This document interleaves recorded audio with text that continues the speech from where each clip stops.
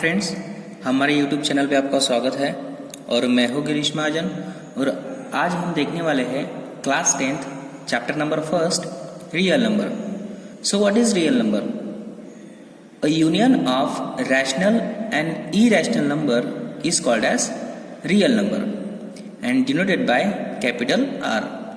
Real number, rational number, irrational number, ये जो भी नंबर्स हमने देखे हैं वो क्लास 9 तक हमने सारे नंबर्स अब तक पढ़ लिए हैं।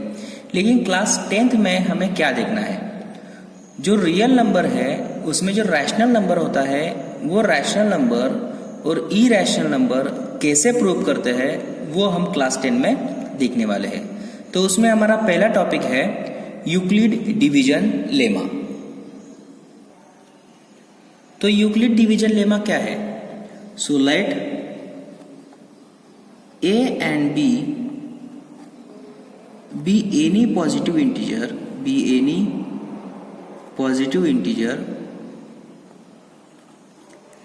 then there exists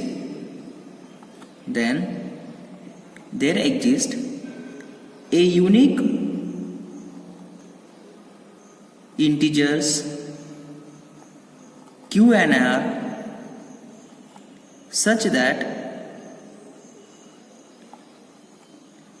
A is equal to BQ plus R, where 0 less than or equal to R less than B। लेकिन इसका मीनिंग क्या है? तो हमने अगर दो नंबर चूज किए हैं तो वो जो दो नंबर है वो दो नंबर हम ये इस फॉर्म में लिख सकते हैं, is called as division lemma.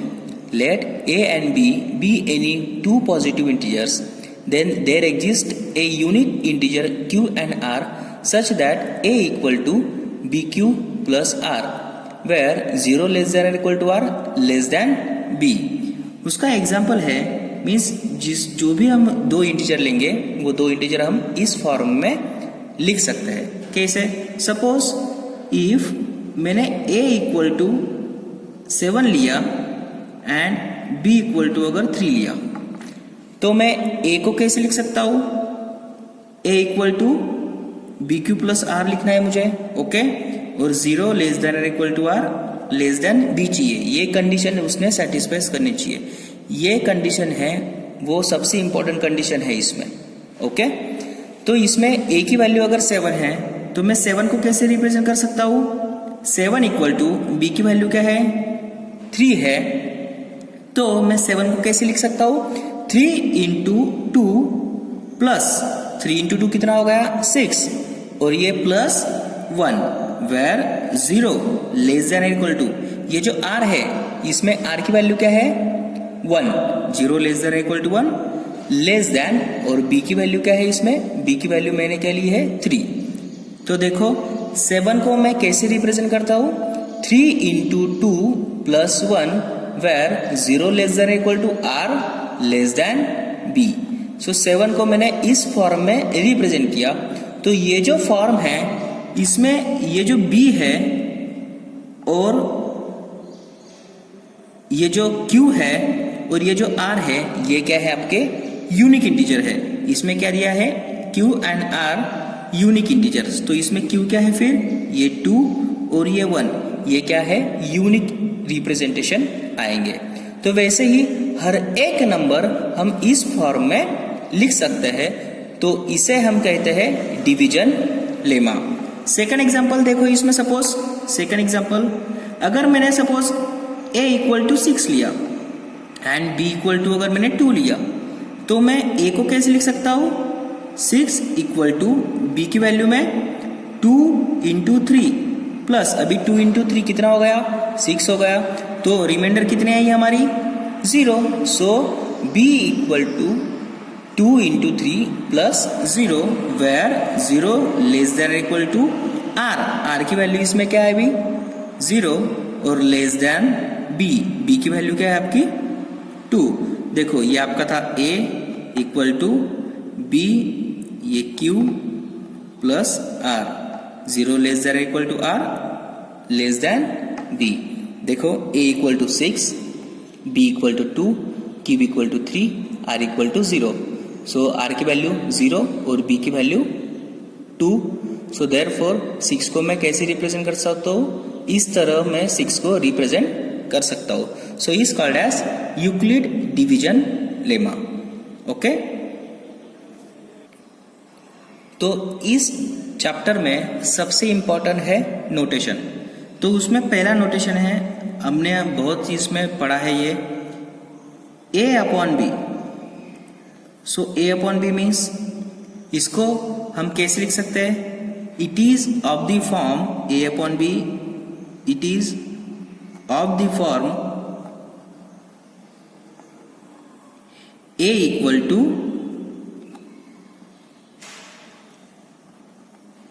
bq plus r where 0 less than equal to r less than b. Means a upon b ये जो है वो कौन से फॉर्म में लिख सकते हैं हम? a equal to B Q plus are के फॉर्म में लिख सकते हैं. मीन्स डिवीजन लेमा के फॉर्म में हम इसको लिख सकते हैं. और इसको रीड कैसे करते हैं?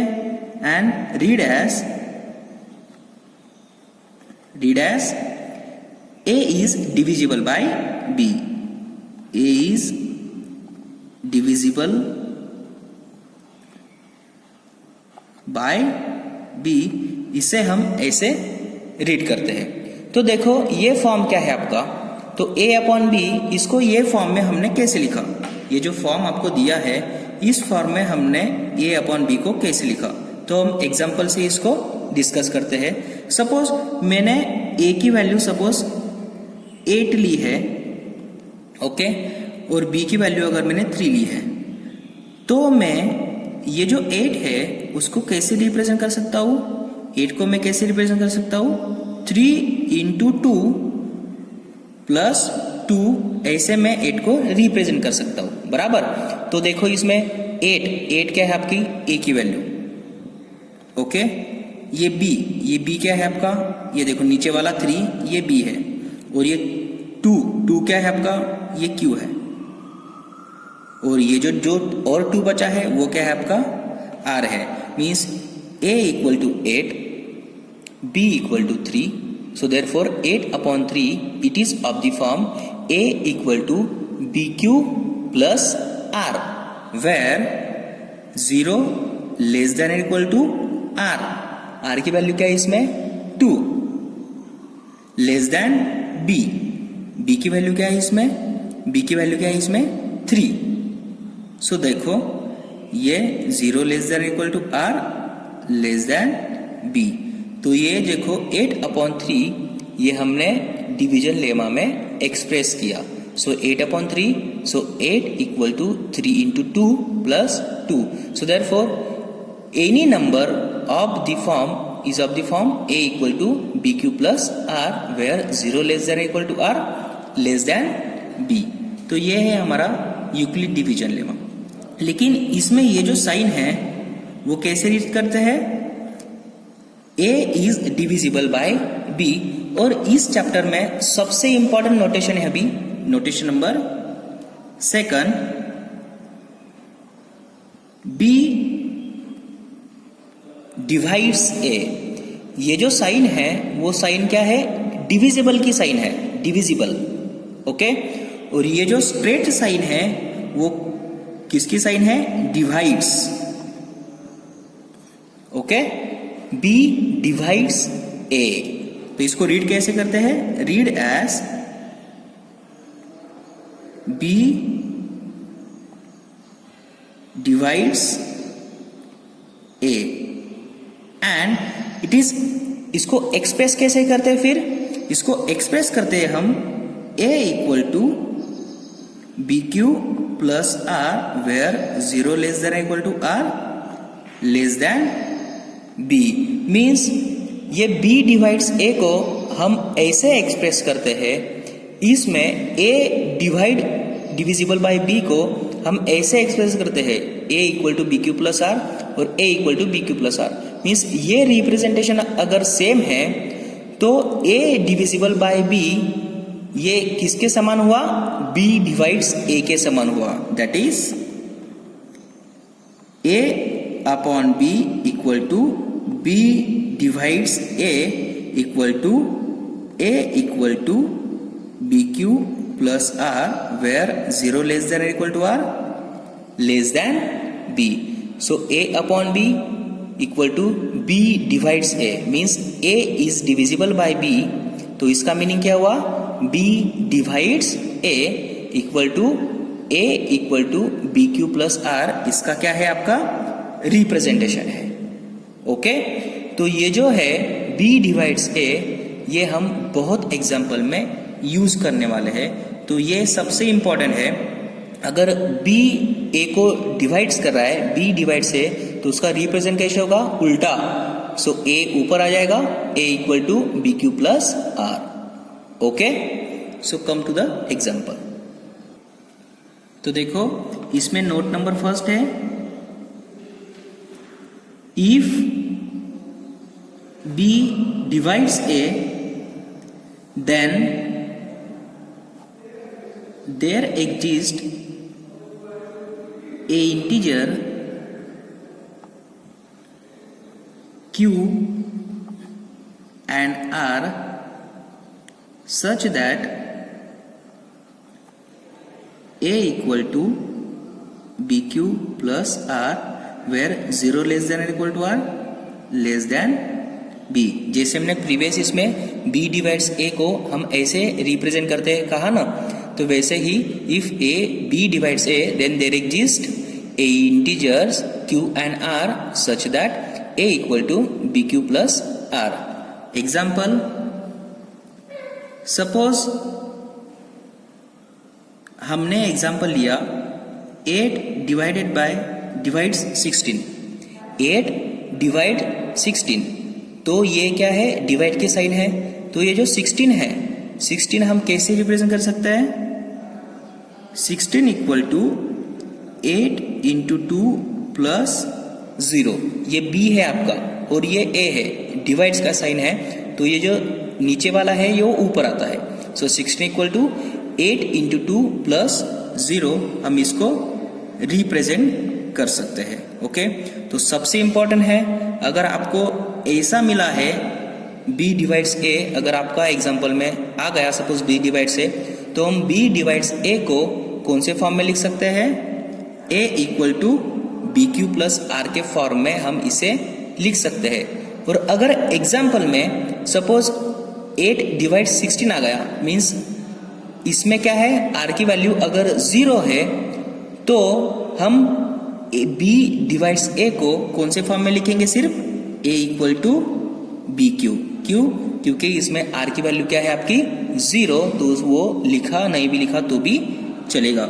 मीन्स अगर b डिवाइड्स a है तो हम इसे a equal to B q भी लिख सकते हैं, where q is an any integer. Okay तो ये जो यूक्लिड डिवीजन लेमा है, ये हमें क्या यूज में आने वाला है? ओके तो ये जो यूक्लिड डिवीजन लेमा है, ये हम इसमें से क्या फाइंड कर सकते हैं? तो हम by using Euclid division lemma HCF of any 2 numbers हम फाइंड कर सकते हैं. मीन्स यूक्लिड डिवीजन लेमा से हम नंबर्स का एचसीएफ भी फाइंड कर सकते हैं और एलसीएम भी फाइंड कर सकते हैं. ओके सो हम अभी एग्जाम्पल पे जाएंगे और ये हमारा पहला एग्जाम्पल है, use Euclid division lemma to find HCF of 52 and 30. तो यूक्लिड डिवीजन लेमा की हेल्प से हमें ये जो 2 नंबर दिए हैं उनका एचसीएफ फाइंड करना है. तो इसका एचसीएफ फाइंड करने की प्रोसीजर है, जो आपको बड़ा नंबर दिया है उसको a मान लेना है और जो छोटा नंबर दिया है उसको b मान लेना है. So let a equal to 52 and b equal to 30. So we know that, हमें डिवीजन ले में पता है, so we know that a equal to B Q plus r where 0 less than equal to r less than b. तो इसमें हमें a की value क्या है? 52. b की वैल्यू क्या है? 30. तो 52 और 30 को हमें इस फॉर्म में लिखना है. सो 52 इक्वल टू 30 इंटू 1 अगर किया तो 30 आ जाएगा. अगर मैंने 2 कर दिया तो ये 60 हो जाएगा, मीन्स 52 के ऊपर. तो हमने क्या करना है, इसको 1 ही लिखना है, 30 इंटू 1। तो रिमाइंडर कितनी बची हमारी, 52 में से 30 गया, कितना बचा है रिमाइंडर आपकी 22। Okay, means 52 equal to 30 into 1 plus 22, तो ये हो गया आपका 52। तो ये जो A और B है हम इस फॉर्म में लिख सकते हैं। ओके, सो देयरफॉर अभी क्या करना है आपको, इसके बाद क्या करना है, जो आपको ये जो R की वैल्यू है ये है आपका R, और ये जो B की वैल्यू है ये है आपका B।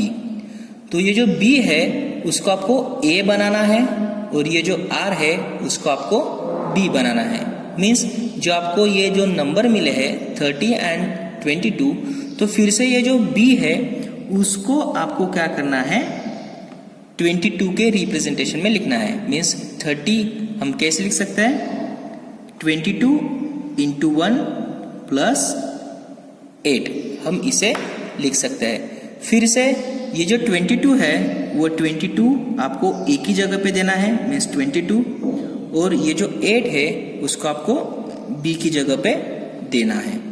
तो ये 8, अभी ये 22 है तो हम कैसे लिख सकते हैं, 8 इंटू 2, क्योंकि अगर मैंने 3 लिखा तो ये क्या हो जाएगा, 24 हो जाएगा, 22 से ऊपर हो जाएगा।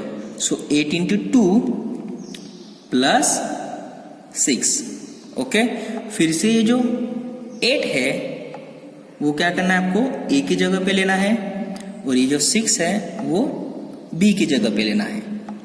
ठीक है, so 8 equal to 6 into 1 plus remainder कितनी बची आपकी, 2 बची।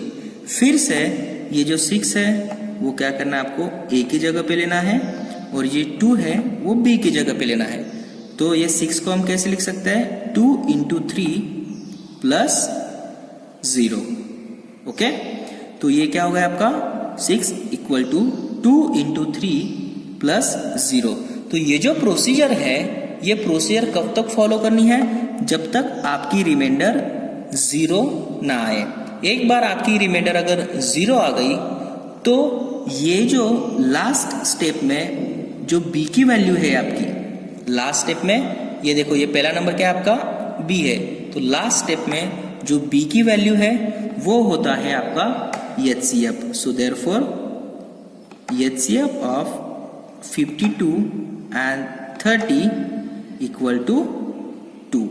ओके, ये प्रोसीजर कब तक फॉलो करनी है, जब तक आपकी रिमाइंडर 0 ना आए। आपको क्या करना है, सिर्फ ये फॉलो करना है। उसके बाद में ये जो आपको B मिला है उसको A की जगह पे रिप्लेस करना है, और ये जो R मिला है उसको B की जगह रिप्लेस करना है।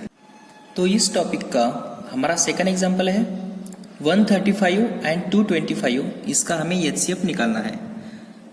तो हमें क्या करना है, सो लेट जो बड़ा नंबर है उसको हमने A मान लिया, so let A equal to 225 and B की वैल्यू कितनी है, 135।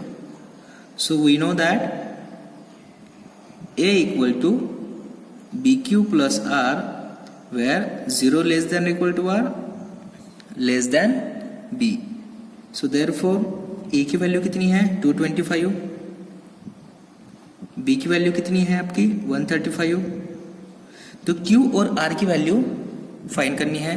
तो अगर सपोज हमने इसको डिवाइड कर दिया, 225 डिवाइडेड बाय 135, तो 135 वन जा 135।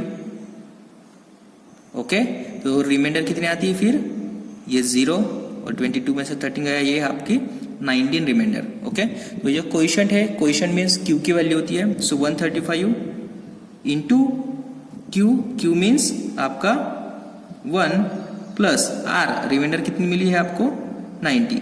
तो ये जो Q और R है वो इस तरह निकालते हैं। नहीं तो सिंपली आप लॉजिक लगा के भी निकाल सकते हो, क्योंकि 135 इंटू 1 कर दिया तो 135 हो जाएगा, और 2 से अगर उसको मल्टीप्लाई कर दिया तो 225 से आगे चल जाएगा। तो 135 into 1 plus 90। Repeat the procedure. So 135 कहाँ रखना है आपको, A की जगह पे रखना है। सो 135 इक्वल टू, और B की जगह पे आपको क्या करना है, 90 रखना है। सो 90।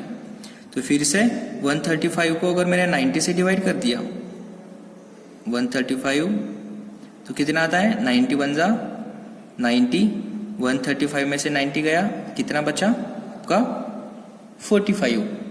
ओके, सो देयरफॉर ये जो क्वोशिएंट है यहाँ 1 प्लस रिमाइंडर कितनी बची है 45। फिर से रिमाइंडर 0 नहीं आई। देखो 135 को हम ऐसे लिख सकते हैं 90 into 1 plus 45 135। Repeat the procedure. ये जो 90 है वो मैं यहाँ लिखता हूँ और ये जो 45 है वो बी की जगह पे लिखता हूँ। सो 90 इंटू 45 इंटू 2 प्लस 0। अगर मैंने 45 को 90 से डिवाइड कर दिया तो क्वोशिएंट कितना आ जाएगा 2 और रिमाइंडर कितनी आ जाएगी 0। तो एक बार अगर रिमाइंडर 0 आ गई तो ये जो b की वैल्यू है वो क्या होता है आपका HCF। तो b की वैल्यू यहाँ क्या है 45। So therefore HCF of 225 and 135 equal to 45। ठीक है, तो इसमें क्या है, इसमें हमने क्या निकाला है HCF of 225 and 135 equal to 45। तो similarly HCF of 135 and 90 is also 45। इसमें क्या है वो 225 और 135 का HCF अगर 45 निकाला है हमने, ये जो दिया है 225 और 135 इसका HCF 45 निकाला। तो नेक्स्ट प्रोसीजर में हमने प्रोसीजर इसकी फॉलो की है ना 135 और 90। तो similarly HCF of 135 and 90 also 45 क्योंकि आंसर इसमें 0 है। फिर से HCF ऑफ 90 एंड 45, 90 एंड 45 ये कितना आ जाएगा 45। मीन्स आप क्या कर सकते हो, ये जो पहले दो नंबर है उसका हर एक का HCF कितना आएगा 45 आएगा। Okay, so this is a note. So now come to the next question. Third वाला क्वेश्चन है 196 एंड 38,220 इसका HCF निकालना है। So let biggest number is this. So A equal to 38,220 and B equal to 196. So we know that A equal to BQ plus R where 0 less than equal to R less than B. So therefore A की value कितनी है आपकी 38,220 equal to B की value कितनी है 196। Okay, तो अभी Q क्या है, क्योंकि ये तो बिगेस्ट नंबर है तो हमें क्या करना है आपका इसका डिवीजन फॉलो करो इसमें। सो 196 डिवाइड बाय दिस नंबर। तो इसको अगर मैंने डिवाइड किया तो देखो 382 है पहला नंबर। सो 196 इंटू 2 अगर मैंने कर दिया तो 382 से वो बिगेस्ट आ जाएगा। सो 196 दिस इज 196। ओके, और इसको अगर मैंने डिवाइड कर दिया तो इसको अगर मैंने सॉल्व कर दिया तो इसका सॉल्यूशन कितना आएगा। इसको अगर हमने सॉल्व किया तो 382 माइनस 196, ये 2 में से 6 नहीं जाता है तो 12 में से 6 गया 6, फिर से ये 1 कैरी। सो 18 में से 10 गया, ये हो गया 8, फिर से 1 कैरी, 3 में से 2 गया 1 और ये 22 एज इट इज। ओके, तो फिर से अभी ये 186 हो गया, ये 196 है तो फिर ये हमने ये 4 नंबर लिए तो 1862। तो इसको अगर मैंने 196 से डिवाइड कर दिया तो आंसर 9 आता है। 9 आने के बाद ये आएगा आपका 1714। तो इसकी अगर हमने सब्सट्रैक्शन कर दी तो 2 में से 4 नहीं आता, 12 में से 4 गया 8, फिर से 1 कैरी, 16 में से 9 गया, ये हो गया आपका 7, फिर से 1 कैरी, 8 में से 8 गया, ये 0 और ये 0 और ये 2 एज इट इज। सो 196 और ये जो 782 है इसको मैंने अगर 5 से मल्टीप्लाई कर दिया तो ये 782 हो जाएगा और रिमाइंडर आपको 0 मिल जाएगी। ओके, तो क्वेश्चन में कितना आया 195 और डायरेक्टली आपको रिमाइंडर कितनी मिल गई है 0। So therefore 196 into 195 plus 0। तो ये है आपकी रिमाइंडर। सो देयरफॉर इसमें क्या है फिर अभी देखो, तो अगर डायरेक्टली आपको पहले ही स्टेप में आपको रिमाइंडर 0 मिल गई है, तो ये जो b की वैल्यू है 196, ये क्या आ जाएगा आपका HCF। So therefore HCF of 196 and 38,220 equal to 196। तो ये जो था एग्जाम्पल, ये थोड़ा बिग एग्जाम्पल था, लेकिन अगर आपको डिवीजन आ गई तो आपको इस एग्जाम्पल सॉल्व करने में कोई दिक्कत नहीं होगी। ओके, तो ये टॉपिक का हमारा लास्ट एग्जाम्पल है, एग्जाम्पल नंबर 4। तो ये जो एग्जाम्पल है इसमें ए की वैल्यू क्या है फिर, ये बड़ा नंबर 12,576 एंड बी की वैल्यू क्या है 4,052। So we know that A equal to BQ plus R where 0 less than equal to R less than B. So therefore A की वैल्यू कितनी है आपकी 12,576, B की वैल्यू कितनी है 4,052। तो Q की वैल्यू क्या आएगी, देखो ये 12,000 है, ये 4,000 है, तो 4,000 को 3 से अगर मैंने मल्टीप्लाई कर दिया तो 12,000 आ जाएगा।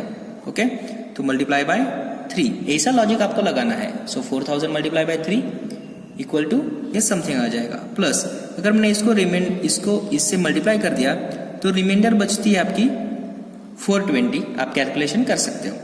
सो नाउ ये जो b है ये मैंने a की जगह पे लिख लिया 4,052, और ये जो 420 है वो b की जगह पे लिख लिया।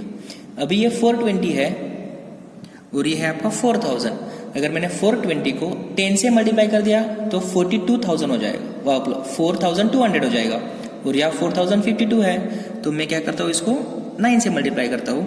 तो इसको अगर मैंने 9 से मल्टीप्लाई कर दिया, आप डिवीजन भी परफॉर्म कर सकते हो। तो 420 इंटू 9, तो रिमाइंडर कितनी बचती है आपकी 272, ये आपकी रिमाइंडर बचती है। फिर से रिपीट द प्रोसीजर, ये 420 मैंने यहाँ लिख लिया है और 722 यहाँ, अभी ये स्मॉलेस्ट हो गया। अभी 272 अगर इसको मैंने 1 से मल्टीप्लाई कर दिया तो रिमाइंडर कितनी बचती है आपकी 148। फिर से ये 272 इक्वल टू ये 148, इसको 1 से ही मल्टीप्लाई करना है क्योंकि ये डबल अगर कर दिया तो उससे आगे चला जाएगा। तो रिमाइंडर कितनी बची आपकी 124। फिर से रिपीट द प्रोसीजर, ये 148 इक्वल टू ये 124, यहाँ अगर 124 को 1 से ही मल्टीप्लाई करना पड़ेगा, 2 से किया तो इससे वो ऊपर चला जाएगा। रिमाइंडर कितनी बची आपकी 24। सो देयरफॉर फिर से 124 यहाँ और ये 24 बी की जगह पे, तो 24 को अगर मैंने 5 से मल्टीप्लाई किया तो ये कुछ तो भी आता है 90 के ऊपर। ओके, मीन्स 120, और ये 124 है, अगर 6 से मल्टीप्लाई किया तो 124 से आगे चला जाएगा। प्लस रिमाइंडर कितनी बची फिर 4 बची। सो देयरफॉर ये 24 इक्वल टू ये b की वैल्यू यहाँ इंटू अभी 24, 4 इंटू 6 प्लस 0, क्योंकि 4 इंटू 6 कितना हो गया 24, रिमाइंडर कितनी बची 0। तो एक बार अगर आपको रिमाइंडर 0 हो गई तो क्या करना है आपको, ये जो b की वैल्यू है, b की वैल्यू कितनी है 4। सो therefore HCF of 12,576 and 4,052 equal to 4. So this is HCF of these two numbers. Okay, these two numbers. तो ये जो प्रोसीजर है आपको तब तक फॉलो करनी है जब तक रिमाइंडर 0 ना आए। तो ये जो एग्जाम्पल है और ये जो कंसेप्ट है इसमें आपको सबसे इंपॉर्टेंट है डिवीजन आनी चाहिए और कैलकुलेशन अच्छा होना चाहिए, तो आप इसको सॉल्व कर सकते हो इजीली। ओके, तो डियर फ्रेंड्स, अगर आपको हमारा ये यूट्यूब चैनल अच्छा लगता है तो प्लीज़ इसे लाइक, सब्सक्राइब और ज़्यादा से ज़्यादा शेयर करो कि ये ज़्यादा से ज़्यादा बच्चों तक पहुँचे। तो हम जल्दी ही इसमें नेक्स्ट वीडियो अपलोड करेंगे। Okay, thank you.